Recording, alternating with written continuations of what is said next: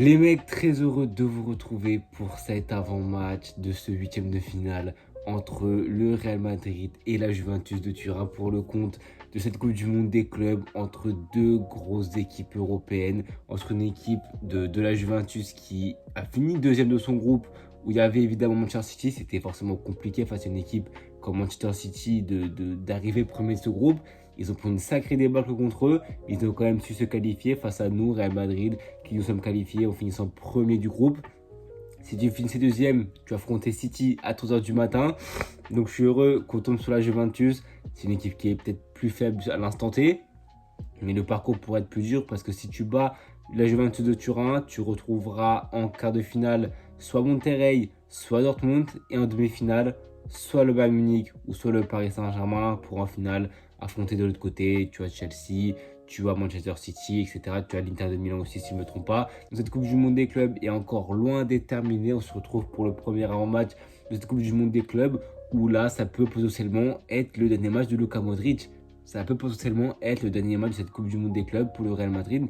Une Coupe du Monde des clubs qui, j'ai vu, je crois, a déjà rapporté 42,5 millions d'euros au Real Madrid entre les primes de victoire, les primes de qualification et cette prime de qualification en huitième de finale. Donc c'est une compétition qui, si tu vas au bout et si tu passes des tours en qualification directe, va te rapporter beaucoup d'argent. C'est aussi pour ça que ces équipes, les équipes des 5 grands championnats majeurs, jouent ses coups à fond. On voit aussi qu'il y a des belles équipes brésiliennes qui tiennent la dragée haute aux équipes européennes. Alors ils sont en plein milieu de la saison, c'est pas forcément les mêmes dynamiques, mais ça prouve à quel point le football est gorgé de talent, de niveau, et qu'il ne faut pas sous-estimer les championnats qui sont étrangers, qui sont autres que l'Europe. Pour ce qui est de cet avant-match, difficile à aborder parce que les avant-matchs que je fais, c'est plutôt sur des gros matchs de Liga ou de Ligue des Champions où tu as plusieurs matchs où tu as été entamé cette saison. Là, c'est une fin de saison, limite pré-saison 25-26, donc difficile à évaluer.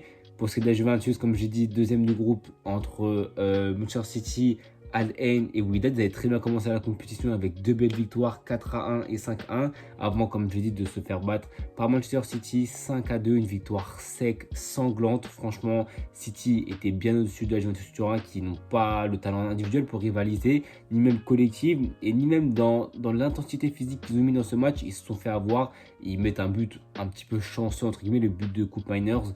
Et franchement, cette deuxième place est méritée. Le Manchester City mérite la première place. Swigan Tudor, c'est une toute nouvelle équipe de la Juventus Turin. On sait que c'est une équipe qui, je crois, finit quatrième de Serie A, qui a perdu en Ligue des Champions, peut-être en 6e de finale contre le PSV, qui était sorti, je crois, de Coppa Italia, peut-être en finale, si je ne me trompe pas, ou un truc comme ça. On sait que c'est une équipe qui, malheureusement, n'a pas forcément marché comme on pouvait l'attendre avec Thiago Motta, mais il reste toujours qu'il y a des joueurs de très très grande qualité. On en parlera après dans les joueurs à suivre.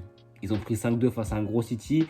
Aussi parce qu'ils avaient fait tourner, il n'y avait pas de Ildiz, ni de Conceição, ni de Kefren Thuram, ni de Gatti, mais avec sa blessure, il revient petit à petit, ni de Randal Colomani, une équipe qui défensivement s'est fait saborder, une équipe qui défensivement a pu compter sur un Kalulu qui s'est fait manger par Doku. Aussi sur ce côté de Doku, Kalulu a passé une sale soirée, mais Costa aussi a passé une sale soirée, et Kalulu met aussi un coup de son camp complètement lunaire.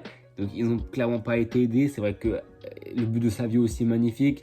Tu sentais que City était quand même un ou deux crans dessus. C'était un match qui pouvait servir d'apprentissage pour Igor Tudor. Je pense pas qu'il faut les condamner. Je pense que c'est une équipe qui aura peut-être son faire-valoir à faire jouer cette saison. Encore faut-il, je pense, des recrues défensivement. Sachant que Tudor préconise une défense à 3. Je pense que tu n'as pas le bagage solide. Tu as quand même beaucoup de blessés avec Bremer notamment qui n'est toujours pas revenu. Gatti qui revient tout juste de blessure. La défense, que ce soit Savona, que ce soit Kalulu, que ce soit aussi Lewis Kelly aussi, c'est trop léger, Renato Veiga, il est reparti en prêt à Chelsea, c'est trop léger, donc il faut des recrues impératives. Côté Juventus, je n'entends pas d'énormes pistes à l'instant T, donc on verra après cette Coupe du Monde des clubs. Je ne sais même pas s'ils ont fait une recrue dans la période de marché du mercato de la Coupe du Monde des clubs, honnêtement, je ne sais pas. Et pour ce qui est du Real Madrid, évidemment, premier du groupe. Alors ça va commencer avec un nul contre Al Hilal, mais ça a très bien enchaîné avec une victoire contre Pachuca 3-1 et une victoire contre Salzbourg 3-0. Franchement, cet adversaire me convient totalement, la Juventus Turin, parce que c'est pas un adversaire qui est une top équipe européenne, mais c'est une équipe qui est intéressante, qui aura des armes pour nous faire mal Et c'est une équipe qui sera bonne à se juger. Parce que ce ne sera pas un faire-valoir. Ce sera une équipe qui, comme j'ai dit, va pouvoir nous poser des problèmes. Là où peut-être sont nos faiblesses, on pourra apprendre. Parce que là, même si à Hilal, ils nous ont posé des problèmes, c'était les premiers Xabi Alonso. Je pense qu'on joue à Hilal le troisième match. Je pense qu'on les éteint complètement. Et ouais, maintenant, le Juventus sera une bonne confrontation de voir à quel point on est si on a fait un aussi gros match contre Salzbourg, parce que c'était que Salzbourg, ou si on peut reproduire un match comme on a fait tactiquement contre une équipe qui a quand même peut-être une classe, ou voire deux, trois classes au-dessus de Salzbourg, à l'image de la Juventus Turin qui honnêtement sera un adversaire qui sera redoutable parce que Xabi Alonso aujourd'hui contre Salzbourg, encore une fois, je pense qu'on a tous vu le match. Pour tous ceux qui l'ont vu, on a assisté à une superbe performance collective du Real Madrid. On a vu que tout le monde poussait ensemble, que défensivement tu étais solide, que dans le pressing, les intentions de jeu, c'était pas parfait évidemment, mais en 3 matchs, comment il a évolué cette équipe contre Al Hilal, en passant par Pachuca et le point d'or que Salzbourg. Franchement, on a vu toute la flexibilité de Xabi Alonso qui a commencé les matchs précédents avec une défense à 4. On a vu toute la palette technique, tactique plutôt, avec ce 3-5-2, 3-4-3, avec dans la charnière Echen, avec Rudiger et Tchouaméni qui redescend bas en tant que premier relanceur. Et il n'est jamais aussi utile quand il est dans cette zone-là, parce qu'on voit que quand il a le ballon tellement reculé, quand c'est le joueur du Real Madrid qui touche le plus de ballons, quand il a le jeu face à lui, il est très bon. Ce qui permet du coup à Arda Güler et Valverde d'être beaucoup plus bas sur le terrain. Et là, tu vois la créativité de Arda Güler qui est peut-être un peu trop bas pour moi, parce que j'aime quand il apporte l'influence offensivement dans le dernier tiers. Mais c'est vrai que quand il est bas comme ça, il a tellement de qualité balle au pied que honnêtement, il peut nous faire que du bien. Ça permet à Valverde d'être un peu plus haut sur le terrain, Arda Güler d'avoir cette zone un peu à gauche et Bellingham un peu à droite où il peut aller un peu partout. Ça permet aussi dans cette composition de favoriser le travail des latéraux. Fran Garcia, le match qu'il fait contre Salzbourg, c'est un match top tier depuis qu'il est arrivé au club. C'est un excellent match. Offensivement, tout ce qu'il a apporté, la hargne, on sait que c'est un mec à la combativité. Trent pareil, peut-être moins dans les courses, les balles au pied, qualité de passe, la qualité de dernier tiers, la vision de jeu, c'est magnifique. Et offensivement, tu as tes deux attaquants, Vini et Gonzalo Garcia. Gonzalo Garcia qui s'est révélé complètement avec cette Coupe du Monde des clubs, avec je crois que c'est 2 buts, une passe D. La passe D pour Arda Güler contre Pachuca, la déviation pour Fran Garcia contre Pachuca, le but qu'il met, le piqué pour le 3-0 contre la Salzbourg, exceptionnel. Trent qui l'envoie en profondeur. Non, franchement, Gonzalo Garcia, même le but qu'il met contre Al Hilal, c'est pas le plus beau certes, mais il y a but, donc c'est le principal. Donc franchement, hâte de voir la composition que Alonso va aligner, je parlerai évidemment tout à l'heure. Donc ouais, c'est une confrontation qui sera très intéressante entre deux belles équipes. Je pense qu'on est évidemment favoris, je pense qu'il n'y a pas de doute à ce niveau-là. Je pense qu'on a vu que collectivement, si on arrive à proposer le même match qu'on a fait contre Salzbourg, je pense qu'il n'y aura pas de doute sur notre victoire contre la Juventus de Turin. Je m'avance peut-être un petit peu trop. Mais je suis tellement confiant, je pense qu'on est tous tellement heureux de voir un Real Madrid aussi dominant, aussi proactif. Comme je l'ai dit plusieurs fois quand même, ça m'inquiète dans la façon dont on termine les actions, parce qu'on arrive maintenant à se procurer des actions face à un bloc bas qui était regroupé et très solide. Salzbourg, ils ont défendu en bloc, mais ils ont bien défendu. Ils ont essayé de relancer bien. Plusieurs fois, ils l'ont bien fait, nous ont battu notre pressing. Mais ça prouve aussi que notre pressing était quand même assez bon et que surtout, on a réussi à se créer des occasions. Le frappe de Vini à 19e minute, très bien arrêté par le gardien. C'est une très belle phase de possession, une très belle phase d'attaque rapide. On sait varier attaque rapide, attaque placée. Maintenant, on sait gérer le ballon, on sait comment l'utiliser. Alors, c'est encore les prémices de Xabi Alonso en 3 matchs qu'il a fait. Imaginez en quelques mois, avec plus de temps, avec plus de joueurs aussi qualitatifs. Attention à ce que Xabi va nous proposer, parce que la saison prochaine, je ferai une vidéo vers le début de la saison, avant le début du championnat, sur les équipes passives et les joueurs à suivre, parce que cette saison, je ne sais pas si on se rend compte à quel point les équipes se sont renforcées et à quel point cette saison sera historique, je pense, avec tellement d'histoires, ça sera incroyable.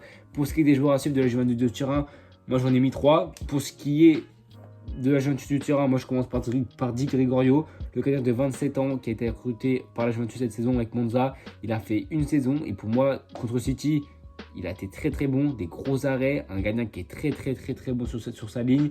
14 clean sheets en Serie A, 3 en LDC. Je pense que c'est un gardien qui peut nous faire du mal si tu n'arrives pas à être clinique. Sa défense ne l'aide certainement pas, mais moi je trouve que c'est un gardien qui est très bon et qui a encore de l'avenir devant lui. Évidemment, le facteur X de cette équipe qui n'avait pas été là contre Manchester City, Kenan Yildiz, le Turc, la pépite, le dribbleur fou, le crack, fameux Bayern Munich. Il est déjà valorisé, je crois, à 50 millions d'euros. La saison, je crois que c'est sa 2e saison réellement en pro. Il doit avoir 7 buts en Serie A, 3 buts 7 buts en Serie A et 3 passes décisives. Un joueur qui crée tellement de danger, un joueur qui, par sa qualité de dribble, mais d'incursion dans les blocs adverses, je pense que c'est un joueur qui peut nous faire beaucoup de mal. C'est le premier réel test pour Trent Alexander-Arnold. C'est là où on va voir si offensivement, en tout cas si défensivement, il peut contenir un joueur comme ils disent. Je pense pas, mais je pense qu'il peut, sur quelques séquences, frustrer ils disent. Après, on sait qu'ils disent, c'est un joueur qui dribble, mais c'est un joueur qui est aussi hybride, qui peut rentrer dans l'intérieur du jeu, qui peut se mettre entre les lignes, qui peut jouer par un jeu de position, parce qu'il est très très fort dans les duels. C'est un joueur qui est assez mixte et honnêtement, j'ai hâte de voir cette confrontation. Ils disent contre Trent. Hâte de voir comment Xabi Alonso va gérer sa défense. Est-ce qu'il va rester à 5 avec deux pistons ou est-ce qu'il va repasser à 4? Hâte de voir comment va jouer le Real Madrid et surtout comment Trent va gérer ce vis-à-vis. Et de l'autre côté, Trent sera sollicité par Eldiz et Bertrand Garcia sera sollicité par Conceição qui est prêté de Porto à la Juventus de Turin, qui termine cette saison. Je crois qu'il a mis doublé lors du premier match contre Al Ain et c'est un très bon joueur parce que c'est un mec qui est peut-être, moi je le trouve peut-être quand même beaucoup plus vif, beaucoup plus rapide qu'ils disent. Balle au pied, je pense qu'il est peut-être un peu moins habile, un peu moins technique dans le dernier tiers, mais c'est un mec, on l'a vu à la Ligue des Nations, qui sort des frappes incroyables. On sait qu'en sortie de banc, il peut nous poser beaucoup de problèmes face à un Garcia qui certes offensivement est très bon, défensivement c'est des grosses lacunes. Je pense pas que Conceição ait la qualité de dribble de Ildiz, mais je pense que dans les percussions, il faudra que Fran s'accroche bien parce qu'on sait que Fran est un joueur qui est rapide, qui est costaud. Il faudra voir s'il peut tenir le dragé haut à Conceição. Après, on n'est pas sûr qu'ils seront titulaires parce que les deux joueurs que je vais citer n'ont pas joué le dernier match. Mais comme Miguel Tudor a fait tourner, je pense que les deux seront sûrement alignés. Mais si ce n'est pas lui qui sera aligné, ça sera sûrement Nico Gonzalez. Pour le Real Madrid, honnêtement, on sait qu'il y a toute l'équipe qui a à suivre. J'ai priorisé un petit astérisque sur Gonzalo Garcia qui, quand même, est une sensation forte, qui est un mec qu'on n'attendait pas forcément à ce niveau-là. On sait que Hendrix a, ce qui paraît, pris l'avion pour jouer ce huitième de finale. Je ne sais pas s'il va le jouer honnêtement, parce que quand je vois un joueur comme Gonzalo Garcia qui s'impose tout naturellement dans cette composition, dans ce que demande Xabi Alonso, je me demande justement, Xabi Alonso, ça nous parle beaucoup de méritocratie, de si tu ne défends pas, tu iras sur le banc, mais si on priorise la méritocratie et pas forcément le fait d'être le joueur star, bah moi Gonzalo Garcia, je ne dis pas qu'il va voler la place à Mbappé, mais si tu priorises les efforts, si tu priorises la méritocratie, à la place du statut, moi Gonzalo Garcia, il va gratter beaucoup de minutes cette saison parce que je pense que c'est un joueur qui peut assimiler complètement ce que Xabi Alonso va lui demander, un joueur qui a rongé son frein sous Carlo Ancelotti et qui là peut montrer clairement son potentiel. Alors c'est que la Coupe du Monde des clubs, c'est que les petites équipes. On verra en Liga s'il pourra batailler, s'il pourra gagner des minutes, si on sera en concurrence avec Hendrix, la gestion de Xabi Alonso avec les jeunes. On pense à la composition probable, je pense avoir dit cette chose entre ces deux équipes. Composition probable de la Juventus pour moi au cage, évidemment une Gregorio. Pour la défense, Kalulu, Savona, Kelly, je pense que ça sera la même que contre Manchester City, ça a quasiment été la même qui était alignée. Je pense qu'avec le match qu'ils ont fait, avec le manque de confiance qu'ils ont défensivement, je pense qu'il y aura une retouche. Gatti qui revient de blessure, qui a joué je crois titulaire lors d'un des 3 matchs en Coupe du Monde des clubs, je pense qu'il sera titulaire à la place de Kelly ou de Kalulu, je pense. Pour ce qui est des côtés, évidemment dans le 3-5-2, Costa à gauche, à droite, je pense qu'il va, Costa à droite, et je pense qu'il va remettre Cambiasso à gauche. Je pense que Kostic, je ne sais même pas ce qu'il foutait dans ce match. Honnêtement, il revient d'un prêt à Fenerbahçe, il n'a pas joué une seule minute avec la Juve, il commence titu contre City. Un match dégueulasse. Au milieu de terrain, Locatelli, et c'était McKennie, catastrophique. Je pense que le milieu de terrain sera Locatelli qui est Thuram. Et en attaque, Coupe Miners, Vlahovic et Nico Gonzalez, ça n'a pas du tout marché. Donc je pense qu'il va mettre en attaque à gauche Ildiz, à droite je pense qu'il va mettre Conceição, et en buteur je pense qu'il mettra Ronald Colomani. Ça avait très bien marché contre Al Ain, contre Wydad, c'est Real Madrid en face. Donc évidemment il faut tempérer, mais c'est des joueurs qui peuvent nous faire beaucoup de mal dans une attaque qui peut nous faire beaucoup de mal, mais défensivement ils sont friables. Et nous, malheureusement pour eux, on a peut-être la meilleure attaque du monde. Et maintenant, individuellement, on a la meilleure attaque du monde.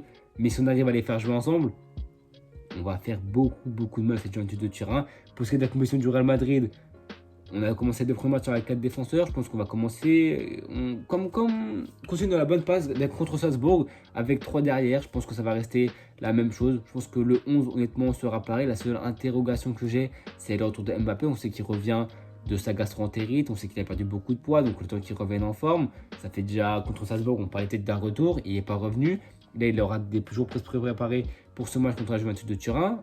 Quel choix fera Xabi Alonso? Je pense que c'est un entraîneur qui a du cran, je pense que c'est un entraîneur qui, comme je l'ai dit, va assumer ses propos. Et moi, je pense qu'il faut mettre Gonzalo Garcia titulaire. Et Mbappé, qui n'a pas fait un seul match, qui n'a pas joué une seule minute avec la Coupe du Monde des clubs, je pense qu'il faut faire démarrer Gonzalo Garcia et qu'il faut faire rentrer Mbappé à un moment ou à un autre. Je pense qu'honnêtement, il faut quand même lui donner des minutes. Je pense qu'il peut porter dans cette équipe, dans ce collectif. Je pense que tout le monde voit comment on veut jouer, que tous les joueurs ont compris ce que Xabi Alonso demandait, commence à le comprendre et à le mettre en place sur le terrain. Ça se discute, ça fait beaucoup de gestes. On a vu Gonzalo Garcia à la mi-temps, a pris Bellingham pour lui parler, a parlé à Arda Güler. Tout le monde se parle, tout le monde communique avec des gestes, des mouvements de main pour savoir quand presser, à quel moment, à quel timing, qui est le déclencheur d'Embélé à Paris, qui sera notre déclencheur à nous, Gonzalo Garcia, Vinicius. Et que le troisième match, il faut laisser le temps. Mais il faut Mbappé qui rentre dans ce moule-là, qui fasse les efforts aussi bien défensifs que dans les courses. On voit Vinicius Junior qui se met au diapason. On voit Rodrigo dans son entrée qui se met au diapason. On voit Gonzalo Garcia qui se met au diapason. Donc on attend que ça de Kylian Mbappé. Si déjà tu fais les efforts, bah, tu seras en confiance et offensivement, là tu pourras dérouler. Donc franchement, très hypé de ce match. J'étais très hypé pour le match de Salzbourg. J'ai pas été déçu. J'étais pas du tout déçu par ce match. Franchement, c'était juste un match qui était super. Là, le Juventus, c'est quand même 2 steps au-dessus de Salzbourg. Et c'est hâte de voir si on peut mettre en place ce qu'on a mis contre Salzbourg. Si ça va aussi bien fonctionner que contre la Juventus de Turin. Si ça ne fonctionne pas aussi bien, il ne faudra pas tirer la sonnette d'alarme. Il faudra laisser du temps, évidemment. Mais je pense qu'on a la confiance, on a les aptitudes, on a la mentalité. On veut gagner cette compétition. Vini l'a dit en conférence de presse. Une compétition, la seule compétition de l'histoire que le Real n'a pas gagnée. Il faut aller la chercher. La concurrence sera rude. Il y a beaucoup de grosses équipes qui sont encore en lice. En quart de finale, c'est Dortmund, Jude Bellingham ou Monterrey, Sergio Ramos. Hâte de voir la suite de la compétition. En tout cas, les mecs, moi, je vous laisse donner vos avis en commentaire de ce que vous pensez de cet avant-match, de ce que vous pensez que ce match va donner demain à 21h. C'est pas 3h du mat. On a de la chance. On va pouvoir ne pas veiller et regarder ce match à la meilleure des manières à 21h contre la Juventus. N'hésitez pas à me donner vos avis en commentaire. On se retrouve évidemment demain à 21h pour les débriefs de ce 8e de finale entre le Real Madrid et la Juventus. À bientôt tout le monde et à la Madrid.